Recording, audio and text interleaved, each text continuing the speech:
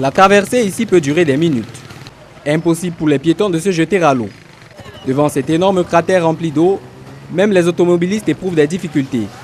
On n'a pas le choix. Vous même voyez l'état de la route. On n'a pas le choix. Les caniveaux non plus n'arrivent pas à contenir la furie des eaux. Les motocyclistes, eux, cherchent la meilleure voie pour ne pas courir le risque d'une noyade. Vous voyez, quand il pleut ici, là, ce n'est que les grosses voitures qui passent. L'état de la route est vraiment inquiétant. Sur près de 10 mètres de longueur, les traces de bitume sont rares. Place a été cédée à un énorme précipice en pleine chaussée. Ça fait déjà presque 6 mois que c'est là. Bon, le gouvernement ne cherche à rien faire. Pour traverser là, c'est difficile. Même les parents souffrent. La population stupéfaite assiste au passage des usagers. Certains jeunes hommes, eux, ont aménagé un pont de circonstance dans ce qu'ils appellent désormais le port de Kondi.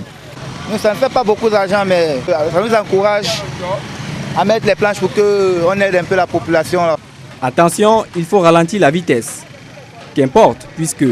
Si l'eau entre dans l'échappement, le moteur se trouve et nous sommes... C'est très grave, c'est très mal. La dégradation de la chaussée à cet endroit remonterait au début des années 2000. La situation s'étant aggravée, les autorités sont interpellées. Le gouvernement doit arranger le pont. Il faut un pont.